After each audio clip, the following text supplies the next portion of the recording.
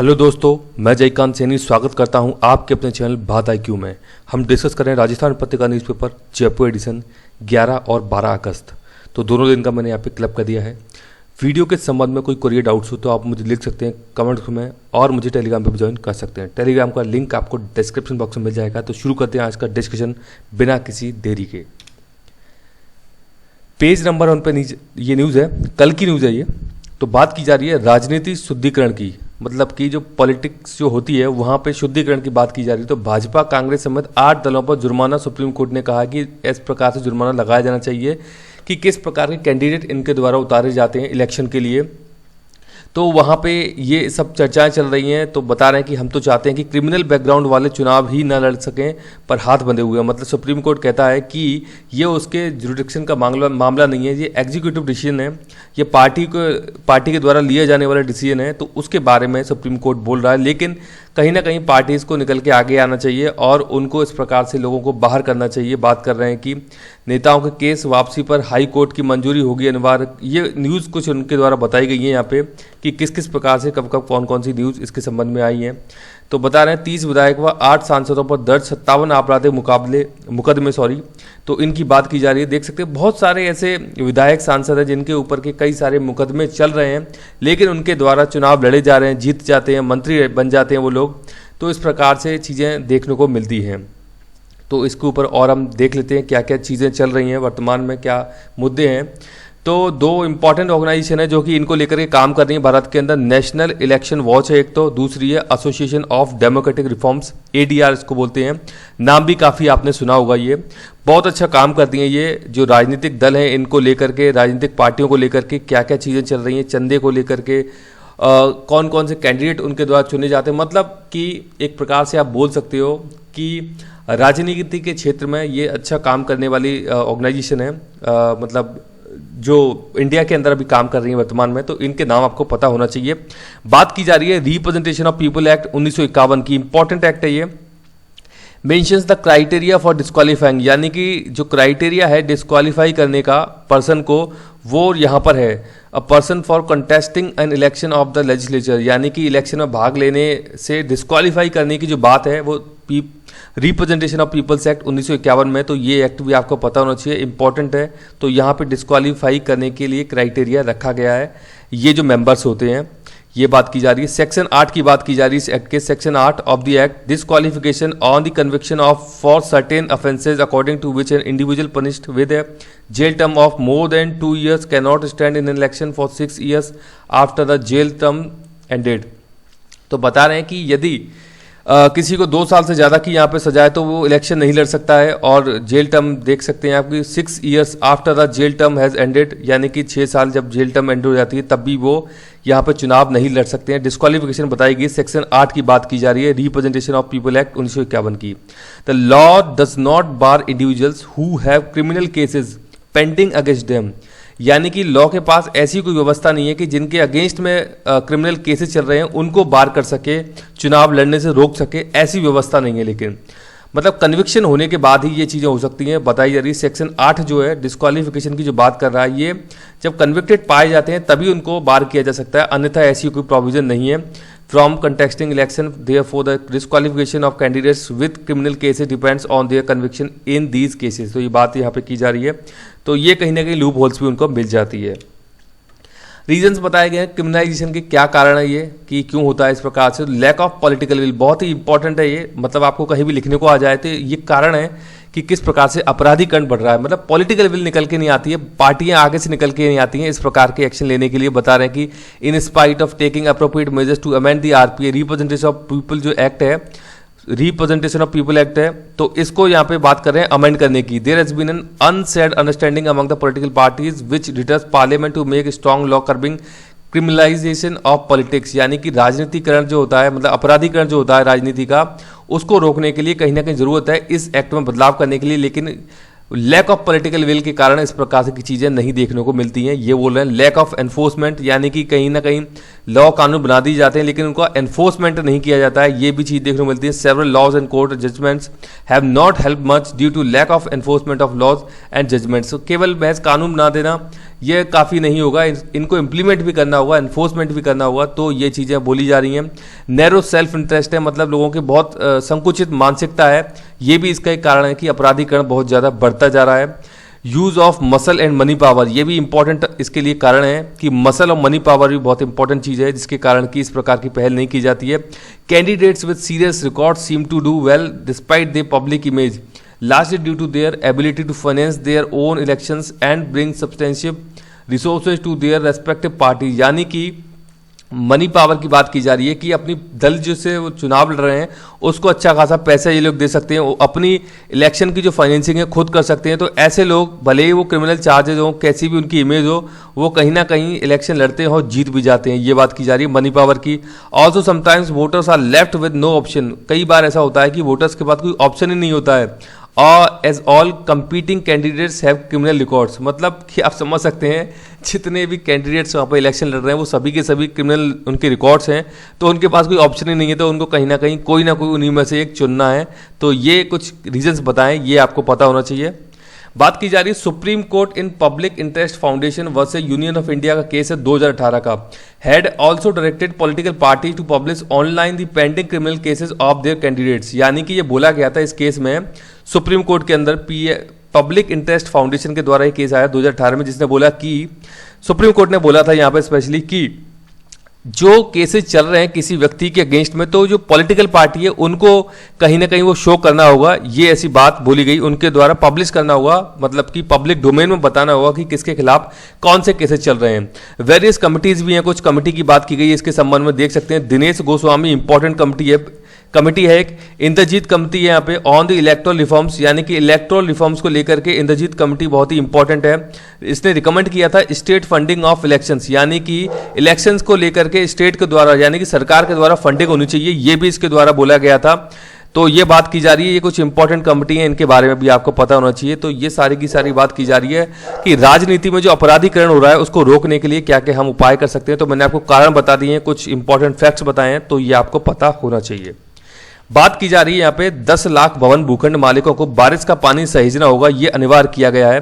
तो ये बात की जा रही है रूफ टॉप वाटर हार्वेस्टिंग की, आपकी छतों पे जो बारिश का पानी जो कलेक्ट होता है, जो आता है पानी, तो कहीं ना कहीं उसको यूटिलाइज करने की बात की जा रही है, ताकि कहीं ना कहीं जो लैंड के अंदर जो पानी है, इसको हम ग्राउंड वाटर बोलते हैं, तो उसको रिचार्ज किया जा सके। बहुत अधिक मात्रा में यहाँ से पानी निकाला तो जा रहा है, लेकिन इसका ग्राउंड वाटर रिचार्ज अभी बंद हो गया है, तो इसके चलते सरकार के द्वारा ये पॉलिसी लाई जा रही है। तो अच्छी पहले सरकार के द्वारा जो की जा रही है, तो याद रखिएगा रूफ टॉप वाटर हार्वेस्टिंग की जो बात की जा रही है इंपॉर्टेंट है ये, मतलब कहीं ना कहीं आज जो वर्तमान में स्थिति है पूरी दुनिया के अंदर, तो पानी को बचाना बहुत जरूरी है, तो ये उसमें एक इंपॉर्टेंट कड़ी साबित होगी।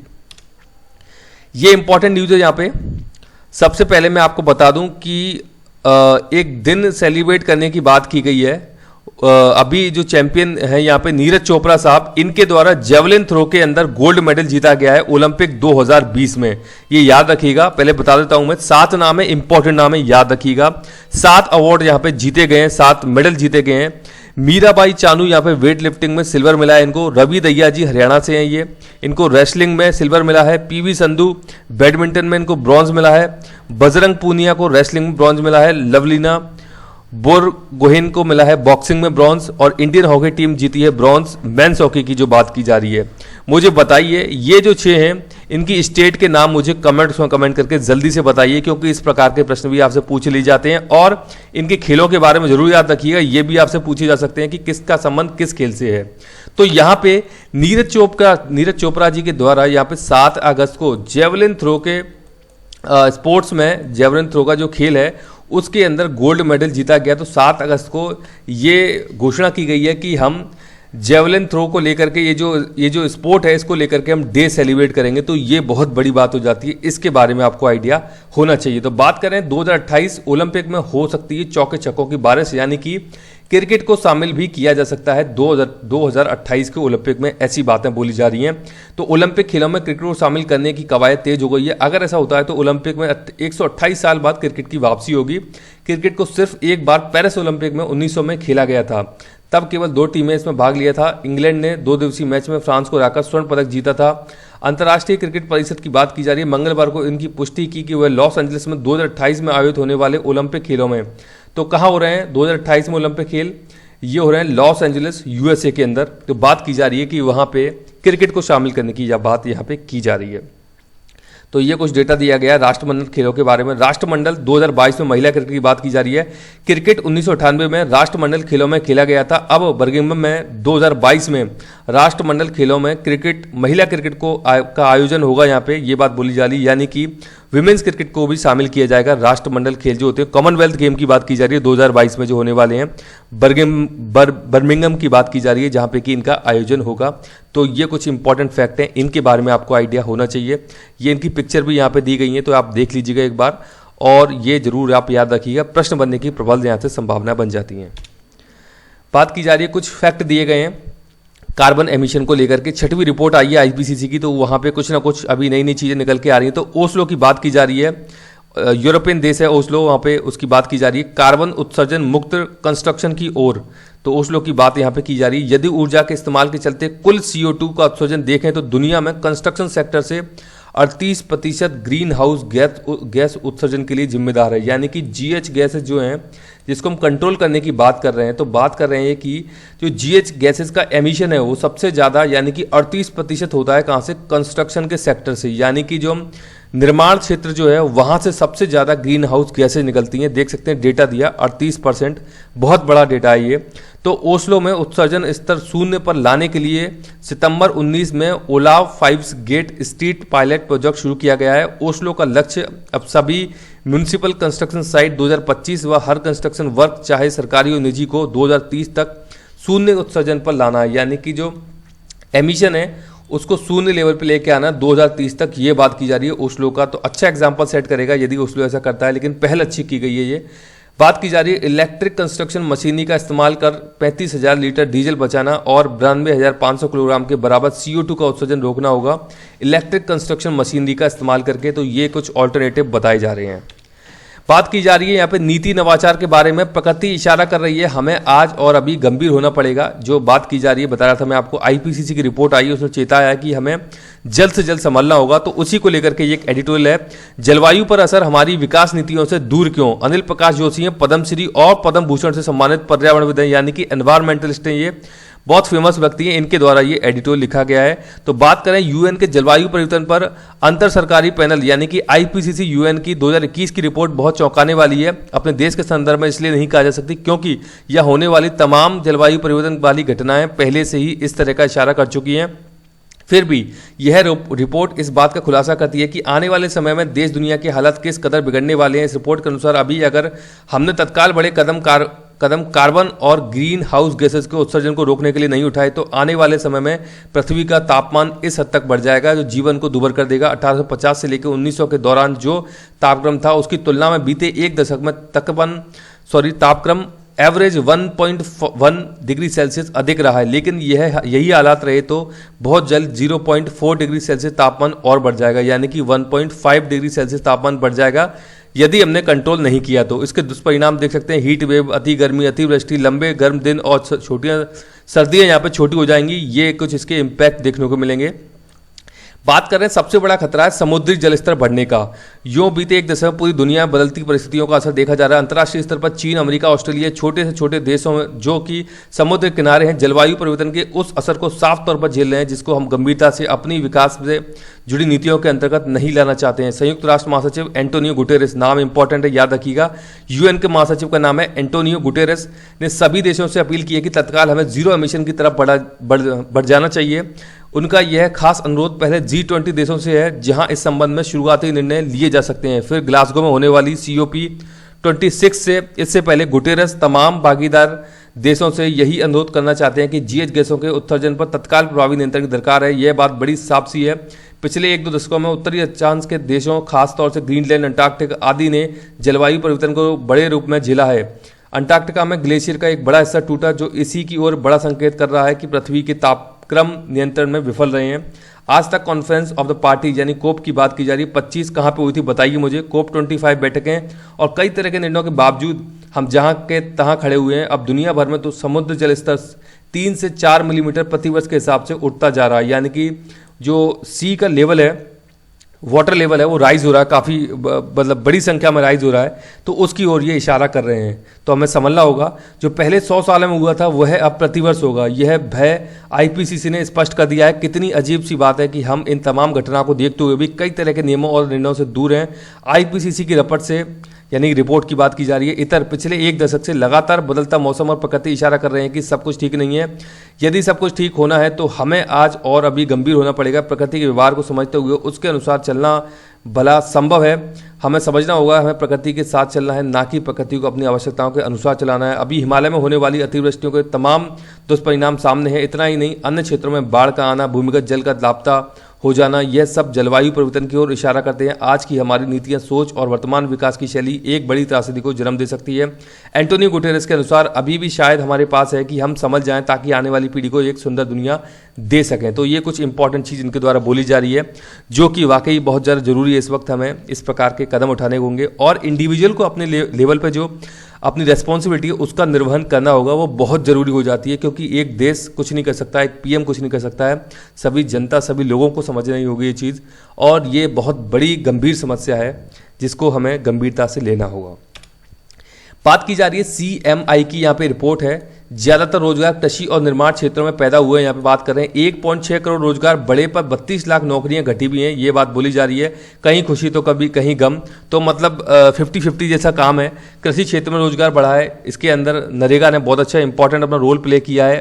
कोविड-19 के दौरान जब सब कुछ ठप पड़ गया था, नरेगा के द्वारा बहुत ही महत्वपूर्ण भूमिका निभाई गई थी।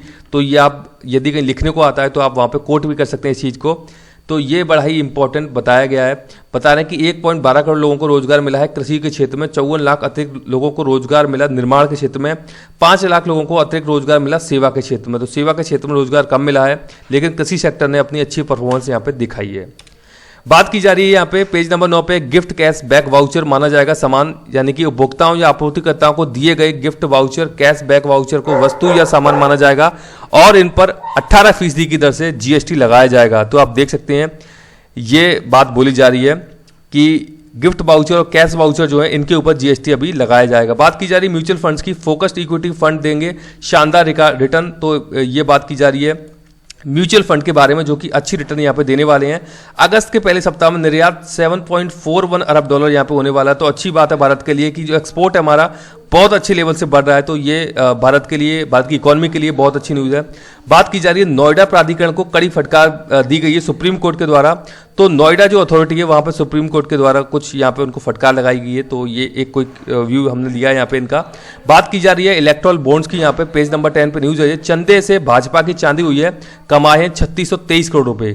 तो आपको पता होगा इलेक्ट्रल बॉन्ड जो है ये अभी हाल ही में 2-4 साल पहले ही इंट्रोड्यूस उनको किया गया था। पॉलिटिकल पार्टी को आप जो चंदा देते हो, ये एक तरीका है कि आप इलेक्ट्रल बॉन्ड्स के थ्रू आप उनको चंदा दे सकते हो। इसमें होता क्या है कि आप SBI जो यहाँ पे बैंक है, इसमें आपको ये जो पैसा, ये बॉन्ड है, यहाँ से आप इसको परचेज करते हैं और जो पॉलिटिकल पार्टी है आप उसको ये बॉन्ड यहाँ पे देते हैं, इसके तहत उनको पैसा मिल जाता है। तो ये बात की जा रही है इलेक्ट्रल बॉन्ड्स की। मुझे बताइए इस इलेक्ट्रल बॉन्ड की लिमिट कितनी है, कि कितने ऊपर मतलब कितना अमाउंट आप कैश दे सकते हैं और कितने अमाउंट के आप इलेक्ट्रल बॉन्ड्स यहाँ पे दे सकते हैं, ये मुझे कमेंट करके जल्दी से बताइए। तो भाजपा यहाँ पे लीडिंग पार्टी नजर आ रही है, जिसको कि 3623 करोड़ की यहाँ पे चंदा मिला है। तो ये बात बोली जा रही है इस न्यूज आर्टिकल के दौरान। यहां बात की जा रही है 12 अगस्त की न्यूज है ये, अंतरिक्ष भेजा धरती का एलियन, जांचेंगे बारीनता प्रभाव। बात की जा रही है इंटरनेशनल स्पेस स्टेशन पर अंतरिक्ष यात्री गुरुवार को धरती के एलियन का स्वागत करेंगे। धरती के किसी भी जीव से नहीं मिलने वाला यह विचित्र प्राणी अंतरिक्ष विज्ञानी को महत्वपूर्ण प्रयोग करने में मदद करेगा।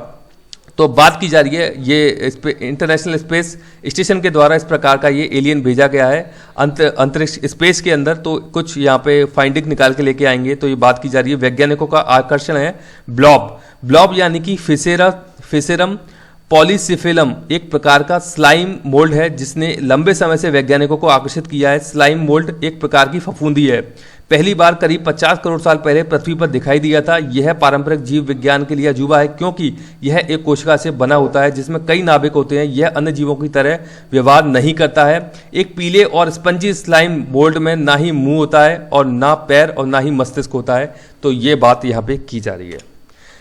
बात है आगे, निगरानी उपग्रह का प्रक्षेपण किया गया है। ये किया गया है Shri Harikota Satish Dhawan space research centre से यहाँ पे किया गया है। तो बात की जा रही है EOS, अर्थ ऑब्जर्वेटरी सैटेलाइट है ये, अर्थ ऑब्जर्वेटरी सैटेलाइट, यानी कि अर्थ की ऑब्जर्वेशन करने का काम करेगा ये। तो नाम याद रखिएगा EOS 03।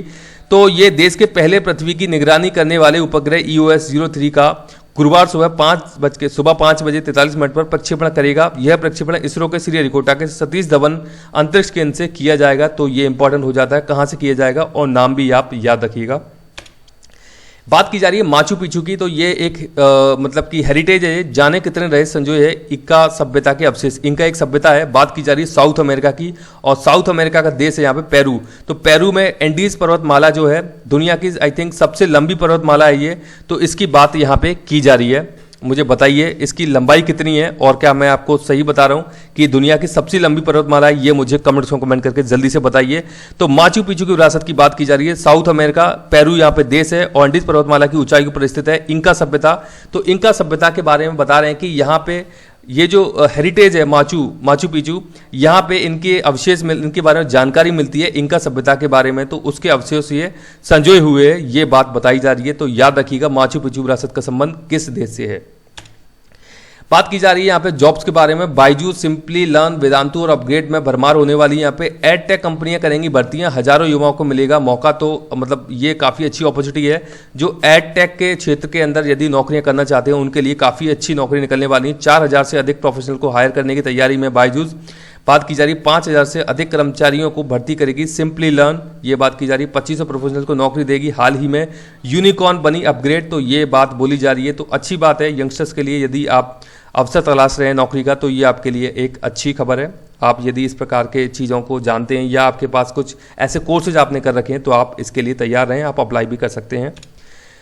बात कर रहे हैं ये अर्थव्यवस्था दबाव में है, दबाव से मुक्त है। यहाँ पे हर क्षेत्र में अभी सुधार देखने को मिल रहा है। तो ये अच्छी बात है भारत के लिए कि इंप्रूवमेंट नजर आ रहा है, इकोनॉमिक ग्रोथ देखी जा रही है। तो ये भारत की इकोनॉमी के लिए बहुत अच्छी बात है। म्यूचुअल फंड्स, लंबे निवेश के लिए फ्लैक्सी कैप बैंड की बात की जा रही है। तो म्यूचुअल फंड्स में जो निवेश करते हैं उनके लिए कुछ न्यूज़ है ये। तो डिटेल में नहीं जाना भी अपने को। जोबॉक्स ने राजस्थान में लॉन्च किए हैं यहाँ पे स्टोर। तो नई मोबाइल और स्मार्ट गैजेट्स के क्षेत्र में भारत की अग्रणी रिटेल कंपनी है जोबॉक्स ने राजस्थान में अपना यहाँ पे स्टोर भी लॉन्च कर दिया है। जोबॉक्स की बात की जा रही है। 70 राज्यों को मिले हैं 9,871 करोड़। कोरोना से लड़ाई में केंद्र राज्यों को हर जरूरी मदद दे रहा है। वित्त मंत्रालय ने कहा है कि सरकार ने राजस्व घाटे के तहत 5वीं किस्त में 17 राज्यों को 9,871 करोड़ रुपए जारी किए हैं ये। तो ये बात बोली जा रही है, ये वित्त मंत्रालय के द्वारा इशू किए गए हैं। बात की जा रही है मौसम में बदलाव, क्लाइमेट चेंज को लेकर के रिपोर्ट आई है, उसी के संदर्भ में कहीं ना कहीं न्यूज आर्टिकल है। तो बात की जा रही है मुंबई, चेन्नई समेत 12 शहर हैं 3 फीट तक पानी में डूब जाएंगे यदि इस प्रकार से हम गंभीरता से नहीं लिए इस मुद्दे को। तो ये बात बोली जा रही है। तो देश के 1-2 नहीं 12 शहर करीब 3 फीट तक पानी में डूब जाएंगे। इसके मुंबई, चेन्नई, विशाखापट्टनम जैसे समुद्र तटीय शहर भी शामिल हैं। हालात करीब 80 साल बाद यानी वर्ष 2100 में दिखाई दे सकते हैं। इसके पीछे कारण है ग्लेशियर का पिघलना। तो वही बात है जो मैं आपको बता रहा था कि टेम्परेचर जो है बहुत तेजी से ऊपर जा रहा है, और जो समुद्र का जो जल स्तर है यानी कि सी का जो लेवल है वो काफ़ी ज़्यादा राइज हो रहा है, क्योंकि ग्लेशियर पिघल रहे हैं। उनका पानी पिघल के नदियों में जाता है, फिर वो अल्टीमेटली समुद्र में कहीं ना कहीं मिल जाता है। तो उसके कारण ये बात बोली जा रही है। जो कि हमारे 9 राज्य हैं जो कि कोस्टल एरिया से लगे हुए हैं, तो उनके जो शहर हैं उनके लिए ये एक खतरे का संकेत है। तो ये बात बताई जा रही है। तो मुझे आशा है कि वीडियो आपको अच्छा लगा होगा। यदि वीडियो अच्छा लगा है तो जल्द से लाइक करें, शेयर करें, सब्सक्राइब करें, ताकि और भी लोग वीडियो का फायदा उठा सकें। आप मुझे अपने सुझाव कमेंट्स में भेज सकते हैं, या मुझे ईमेल भी कर सकते हैं। इसी के साथ धन्यवाद, मिलते हैं अगली वीडियो में।